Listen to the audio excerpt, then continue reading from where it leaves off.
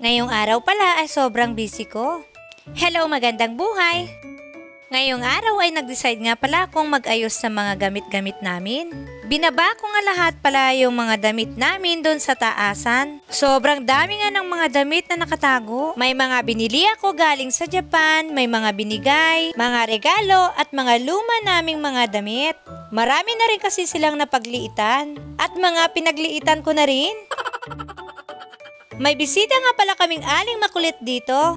Andito lang, patambay-tambay, nakikipaglaro kay ate niya.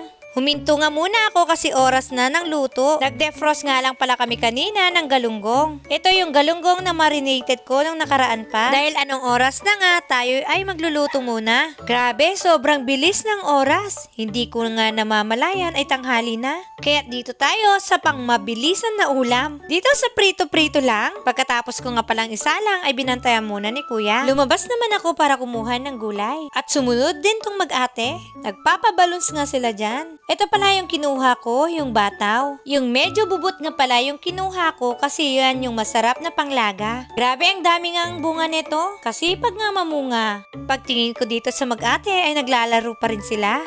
Pagkatapos ko nga manguha ng bataw, nagpunta naman ako dito sa kuhanan ng talbos ng kamote. Ito kasi yung i-prepare ko dun sa pritong isda. Hindi talaga ako magsasawa sa mga ulam na ganito. Yung mga bata nga kami, sa mga gulay lang kami namuhay. Yun lang halos yung inuulam namin. Basta't may bagoong na isda at asin sa kusina namin ay magagawa na namin ng paraan kung anong ulam yung uulamin namin. Madalas nga yung ulam talaga namin ay pinakbet, dinengdeng or inabraw, mga pinakuloang gulay tapos isawsaw lang sa bagoong isda. Minsan nga, mantika at asin nga lang. Madalang sa madalang pa nga kami noon makatikim ng karne. Isang beses sa isang linggo ganun. Or kapag may nagkatay na kapitbahay. Ay siya, balik na pala tayo dito sa loob. Pagdating ko nga pala dito at ito na yung niluluto ni kuya. Abat durug-durug na yung isda. Pero gayon pa man ay nagpapasalamat ako at binantayan niya. Habang niluluto ko pa rin pala, ay huhugasan naman natin tong mga gulay. Nahingi na nga lang pala ako ng 2 piraso ng kamatis sa kapitbahay.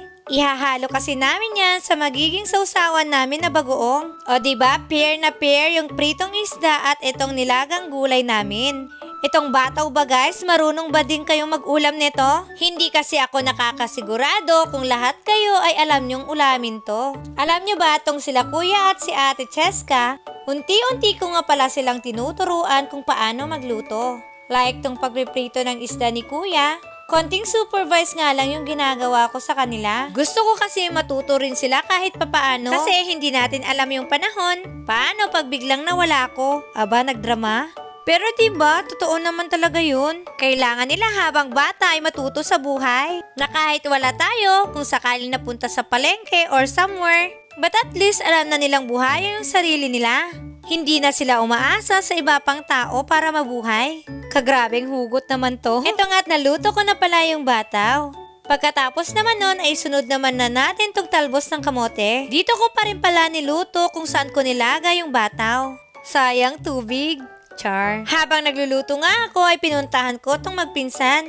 Nakita ko nga silang nagtatago-taguan. Si kuya ang taya at si aling makulit naman yung magtatago. Ito nga nagtago si aling makulit sa ilalim ng lamesa. So expected, syempre si kuya alam naman niya kung saan nagtatago si aling makulit. Kasi nga yabag pa lang niya ay alam na.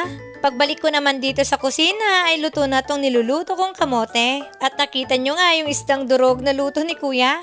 At ayan, tapos na tayong magluto. At ngayon, arte-artehan nga pala ako dito. May pa-plating pa akong nalalaman. Ito lang naman pala yung ulam namin. Durog na pritong isda. Yan yung luto ni kuya. Bagong isda na may kamatis. At nilagang talbos ng kamote at bataw. Grabe, ang sarap na naman magkamay ngayon. At pagkatapos ko nga maghanda ng ulam, syempre, isa-serve na natin kunyari. Ngayong lunch ay sabay-sabay nga pala kaming kakain na mag-iina. Kasi simula kahapon ay wala na nga silang pasok. Nag-start na ang 2 weeks vacation na nila from school.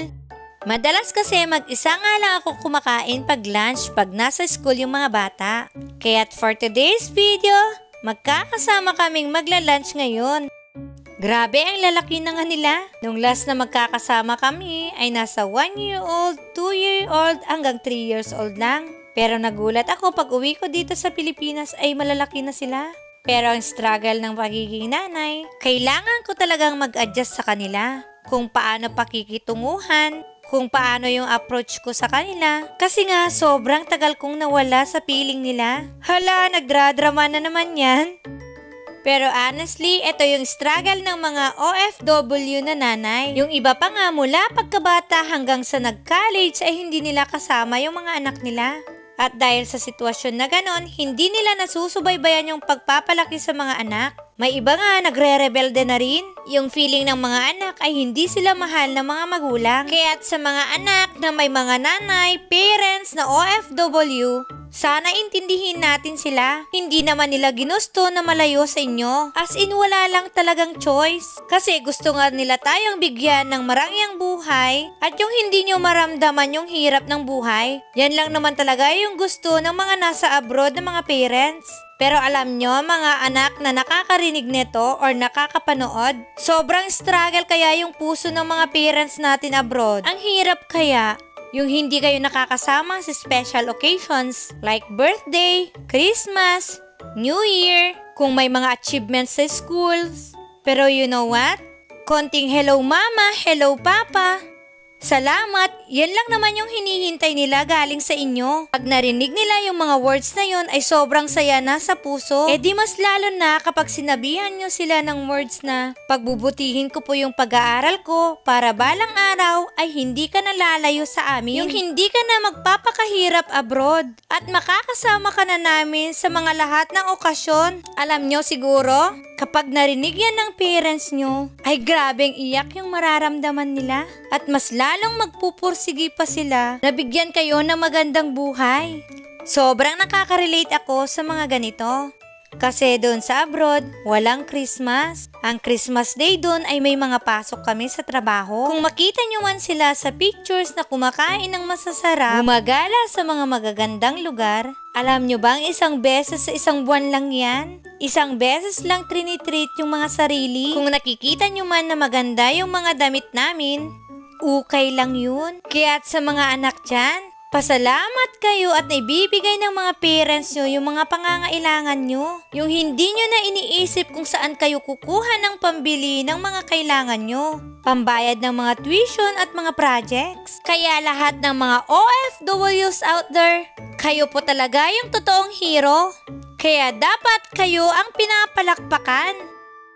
And anyway, balik na pala tayo dito. Pagkatapos namin kumain ay bumalik na ulit ako dito sa pag-aayos. Nagsusort kasi ako guys ng mga ipamimigay namin. Yung mga okay pa na hindi nakasya sa mga bata. At syempre, yung mga mapapakinabangan pa. Ipamimigay nga pala namin to sa mga kamag-anak namin sa December 25 na pupunta dito sa bahay. Marami pa nga akong aayusin nito. Hanggang dito na lang muna. Bukas ay marami pa akong aayusin. Salamat sa panonood. Hanggang sa muli!